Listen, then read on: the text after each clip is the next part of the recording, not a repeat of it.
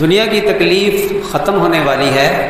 دنیا کی تکلیف عارضی ہے، اس تکلیف پر کیا ہوا صبر، اس کا اجر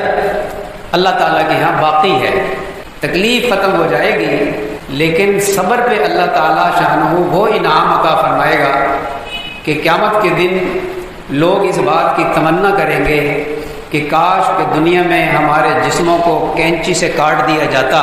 اور ہم اس پر صبر کرتے تو آج اللہ تعالیٰ ہمیں اتنا بڑا انعام عطا فرماتا جو ان کو دے رہا ہے جو صبر والے ہیں۔ اس کی تمنا کریں گے قیامت کے دن لوگ۔ اللہ فرماتے ہیں ما عندکم ینفد وما عند اللہ باق، جو تمہارے پاس ہے وہ ختم ہو جائے گا لیکن جو اللہ کے پاس ہے وہ باقی رہنے والا ہے۔ دنیا کی نعمتیں ختم ہو جائیں گی لیکن ان نعمتوں پر شکر جو اس بندے نے ادا کیا وہ باقی رہے گا اور اس کا اجر اللہ تعالیٰ شانہ کے پاس محفوظ رہے گا، جو اللہ تعالیٰ قیامت کے دن اس کا بدلہ عطا فرمائے گا۔ نعمتیں ختم ہو جائیں گی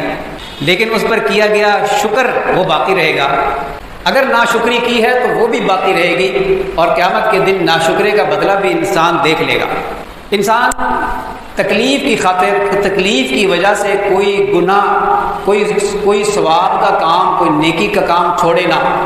تکلیف کی وجہ سے انسان کو چاہیے کہ اس تکلیف کی وجہ سے کوئی نیکی نہ چھوڑے، اس لیے کہ تکلیف ختم ہو جائے گی، نیکی باقی رہے گی، اور کسی لذت کی وجہ سے گناہ نہ کرے، اس لیے کہ یہ لذت ختم ہو جائے گی لیکن وہ گناہ باقی رہے گا۔ اس لیے عقل مند انسان وہ ہے کہ جو اپنے خواہش نفس کی پیروی نہ کرے بلکہ اپنے رب کے حکم کو مانے، اپنی رب چاہی زندگی گزارے، وہ عقل مند ہے۔ روزے میں کتنی تکلیف ہوتی ہے انسان کو، بھوک بھی برداشت کر رہا ہے، پیاس بھی برداشت کر رہا ہے، لیکن افطاری کے وقت بھوک کی تکلیف بھی ختم، پیاس کی تکلیف بھی ختم، لیکن روزے میں پورے دن جو تکلیف برداشت کی